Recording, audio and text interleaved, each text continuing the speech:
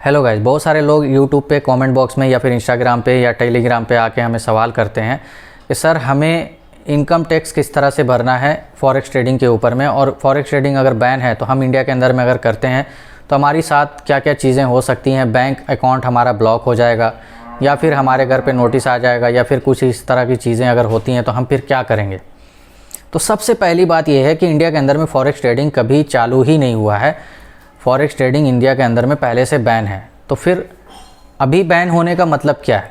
क्योंकि बहुत सारे लोग आर्टिकल आने के बाद डर से गए हैं। 34 ऐप के बारे में जो आर्टिकल आया था आरबीआई के, उसको ले करके भी लोग सवाल करते हैं कि 34 ऐप को बैन किया गया है। उसमें एक्सनेस भी है, ओक्टा एफएक्स भी है और भी बहुत सारे ब्रोकर भी हैं।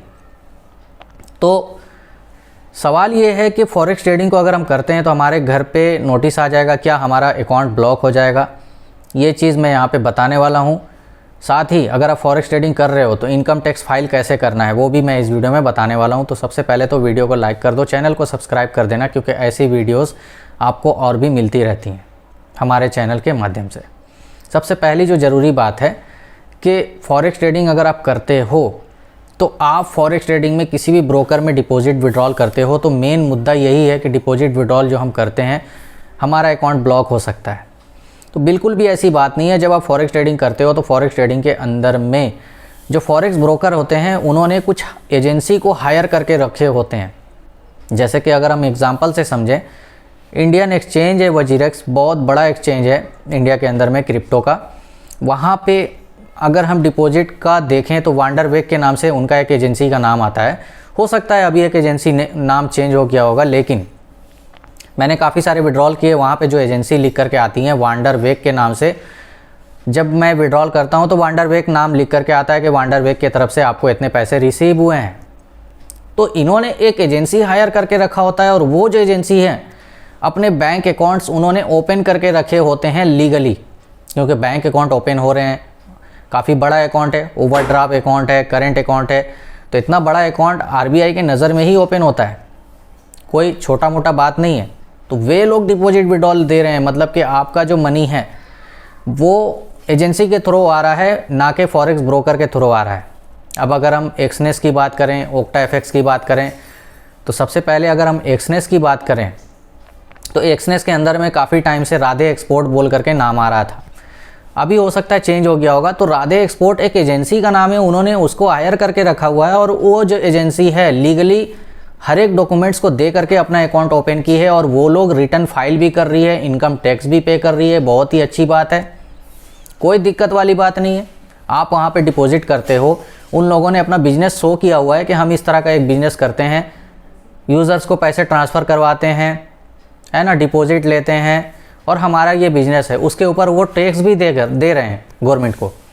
फिर इसमें डरने वाली कोई बात ही नहीं है। दूसरी बात है, वे पैसे लेने के बाद वो अगर किसी को पैसे सेंड कर रहे हैं तो इसमें उनकी प्रॉब्लम है, लेकिन वे भी अगर कर रहे हैं तो उनके पास लीगल सर्टिफिकेट वगैरह हैं, डॉक्यूमेंट्स वगैरह हैं, ठीक है। और वे लोग अपने डॉक्यूमेंट्स में वहाँ पे जमा करके ही ये काम कर रहे हैं, अपने डॉक्यूमेंट्स वहाँ पे शो कर रहे हैं जो भी इनके प्रोसेस होते हैं, क्योंकि बाहर पैसे ऐसे सेंड नहीं होते हैं, बहुत सारे डॉक्यूमेंट्स की ज़रूरत पड़ती है। वे लोग लीगली डॉक्यूमेंट्स दे के ये काम कर रहे हैं। यहाँ पे हमें कोई दिक्कत वाली बात नहीं, क्योंकि वो टैक्स पे कर रहे हैं, है ना। तो जब भी हम फॉरेक्स ब्रोकर में डिपॉजिट करते हैं हम किसी ना किसी एजेंसी के माध्यम से करते हैं। जैसे कि अगर हम ओक्टा एफएक्स की बात करें तो आरके इंटरप्राइजेज लिख के आता है, कभी आकृति इंटरप्राइजेस बोल करके आता है। तो बहुत सारे ब्रोकर के अंडर में आपने देखा होगा कि एजेंसी का नाम ही आता है। तो वो जो एजेंसी होती है ना, उन्होंने अपना overdraft account, current account open किया हुआ है इंडिया के बैंक में। बात यहाँ पे जो मैं बता रहा हूँ इंडिया के बैंक की ही बता रहा हूँ कि इंडिया के बैंक में अगर आप पैसे ट्रांसफ़र कर रहे हो तो कोई प्रॉब्लम वाली बात नहीं। आप बाहर के अकाउंट में पैसे ट्रांसफ़र नहीं कर रहे हो, जो कि आरबीआई ने बोला है कि बाहर के अकाउंट में पैसे ट्रांसफ़र नहीं कर सकते। तो आप बाहर के अकाउंट में पैसे ट्रांसफ़र कर भी नहीं रहे हो, आप किसी एजेंसी के अकाउंट में पैसे ट्रांसफ़र कर रहे हो और वो एजेंसी लीगली चल रही है इंडिया के अंदर में, लीगल उनका बैंक अकाउंट है और आप उसमें पैसे ट्रांसफ़र कर रहे हो और वहाँ से विड्रॉल भी ले रहे हो, कोई दिक्कत वाली बात नहीं है। तो कभी भी जब आप इस तरह की चीज़ें करते हो, फॉरेक्स ट्रेडिंग कर रहे हो, तो आपको डरने की ज़रूरत नहीं है, क्योंकि आपका यहाँ पे जो भी पैसा है एजेंसी के थ्रू से आपको डिपॉजिट विड्रॉल दिया जा रहा है और कोई भी ब्रोकर इंडिया के अंदर में अगर लीगली काम कर रहा है तो वो ब्रोकर इंडिया का नहीं है, बाहर की कंट्री से है और वो बंद नहीं किया जा सकता है। अगर इंडिया के अंदर में वे लोग काम कर भी रहे हैं तो लीगली एक एजेंसी को लेके काम कर रहे हैं और वहीं से वे लोग डिपॉजिट एंड विड्रॉल करवा रहे हैं, तो आपको कोई डरने की ज़रूरत नहीं है। अब रही बात इनकम टैक्स पे करने की, तो जब भी आप इनकम टैक्स पे करने की बात करोगे बैंक के अंदर में इनके जो मैनेजर्स होते हैं, जो भी बैंक्स अकाउंट हैं आपके, वहाँ पे वे लोग कुछ बिजनेस पूछेंगे कि आप क्या बिजनेस करते हो, आपको आपके कौन से बिजनेस हैं जो आप इनकम टैक्स रिटर्न फाइल करना चाहते हो, है ना। तो वे लोग जब वेरीफाई करेंगे तो वहाँ पे आपको आपके अकाउंट में शो होगा कि सियाज इंटरप्राइजेस से आपका इतना पैसा आया, वंडरवेक के अंडर से आपका इतना पैसा आया, या अगर आप एक्सनेस से कर रहे हो तो एक्सनेस में राधे एक्सपोर्ट बोल करके एजेंसी का नाम आता है, राधे एक्सपोर्ट से इतना सारा पैसा आया। तो फिर आपको कुछ और चीज़ें वहाँ पे शो करनी होगी, क्योंकि आप फॉरेक्स ट्रेडिंग तो इंडिया के अंदर में पहले से पता है कि बैन है, तो फॉरेक्स ट्रेडिंग बोल करके वहाँ पे कोई भी इनकम शो करेगा ही नहीं। आपका वहाँ पे राधे एक्सपोर्ट से इतना पैसा आया ये शो करेगा, ट्रांजैक्शन नंबर शो करेगा। फिर आपको उसी के ऊपर उनको एक आइडिया देना होगा कि आप ये जो पैसे हैं ये मुझे इस काम के लिए रिसीव हुए हैं। आपको कुछ और भी डॉक्यूमेंट्स वहाँ पे शो करना होगा और आप फिर इनकम टैक्स पे कर सकते हो, कोई दिक्कत वाली बात नहीं है। लेकिन इसके बारे में ज़्यादा जानकारी बैंक के एग्जीक्यूटिव ही दे सकते हैं। ज़्यादा अच्छा रहेगा कि आप किसी सीए से मिलो। तो अगर आप इनकम टैक्स पे करना चाहते हो तो ये एक बहुत ही अच्छी बात है, आप देश को आगे बढ़ने में मदद कर रहे हो।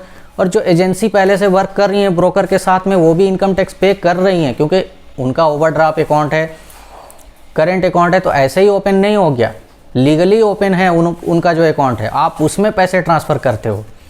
और जब आप इनकम टैक्स फाइल करना चाहते हो या फिर टैक्स पे करना चाहते हो फॉरेक्स ट्रेडिंग के इनकम के ऊपर, तो आपको वहाँ पे जो शो करोगे इनकम तो उनका ही नाम आएगा, ठीक है।